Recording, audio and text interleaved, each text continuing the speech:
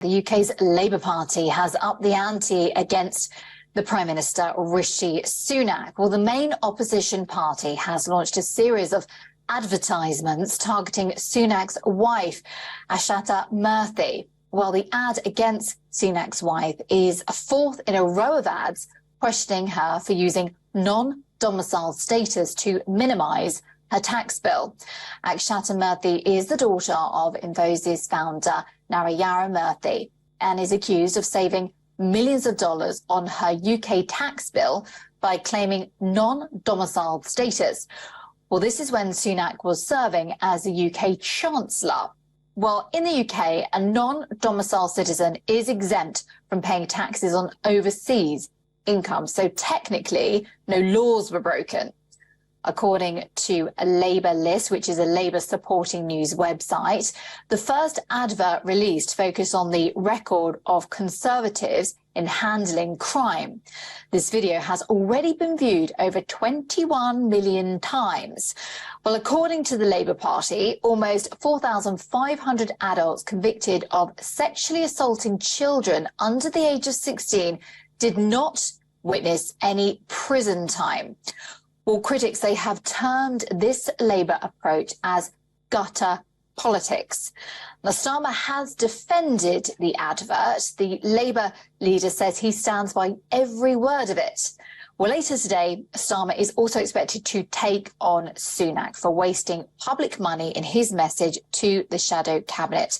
The Tory government has battled this criticism by pointing at the UK's economic growth last year, where it seems to have performed better than other big economies. Well, for more on this, we have Nicholas here, Nugent, the senior journalist and former BBC editor as well, joining us live from London. Good to see you, Nicholas. So what is this? Is it clever marketing or gutter politics?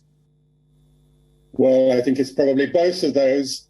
I think you need to understand the context. We have a general election due before the end of next year. Now, that's quite a long time ahead, so it's a bit early for this vituperative sort of campaign to have begun. But we've also got local elections in 3 weeks, so I think that explains the timing. It certainly would appear to be gutter politics. The Labour Party are picking on what they perceive to be the weaknesses of the current government of Rishi Sunak, and they've rather personalised it. That's why it goes down to the gutter, as it were. They picked on two issues so far. We expect there might be more. One is about the number of convictions for rape as compared with the number of complaints of rape. The conviction rate is still pretty low. And secondly, as you pointed out, the wealth of the Prime Minister, and particularly of his wife, who enjoys this so-called non-dom status. So, yes, we're down in the gutter, but I think I should point out that both these issues risk reverberating on the Labour Party, the opposition who hope to be the government after the next election. Because, in the case of rapes, the leader of the Labour Party is the former Director of Public Prosecutions, and the Conservative Party being quick to point out that the level of convictions during his tenure as Director of Public Prosecutions was even lower. So arguably they're pointing the finger back and saying, well, what did you do about it? You didn't do very much about it. Arguably, the Conservatives have increased the level of conviction of rapes. And I might say there's a particular aspect on this, that the Labour Party are criticising a statement that the Prime Minister made,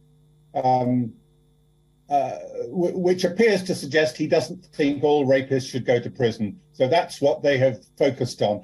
But as I said, it could well reverberate around the Labour Party as well. On the second issue about non-dom status, it was, after all, a Labour government, Tony Blair's government, that introduced non-dom status. In other words, gave concessions to rich non-Brits, if I can put it like that, who got most of their income from overseas investments. And that's where the Prime Minister's wife has until recently been benefiting from this concession of the tax system.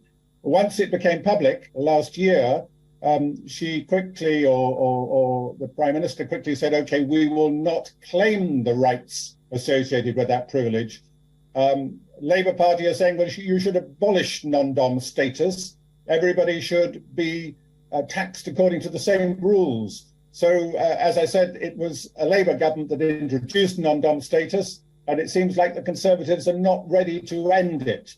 And having said that, another aspect is that Keir Starmer, the leader of the Labour Party, is quite wealthy himself, benefiting from the sort of state pension that most people in the country don't get. So there are multiple reasons why this vituperative campaign by the Labour Party could reverberate on Labour itself. But so far, the indications are, the Labour Party are telling us that the campaign's going quite well. They think they're winning voters by drawing attention to these aspects, and particularly to Akshata Murthy, Prime Minister's wife's non-dom status. They think that's a vote winner.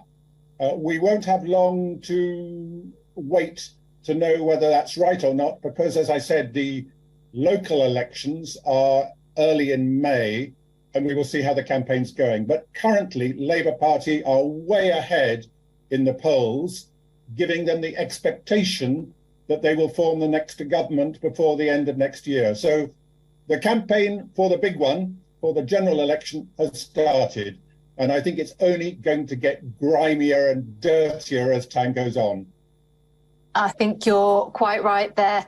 No prisoners. Thank you so much indeed. You've covered a lot of ground for us today, so we appreciate that. That's Nicholas Nugent there, senior journalist, a former BBC editor with us today, live from London.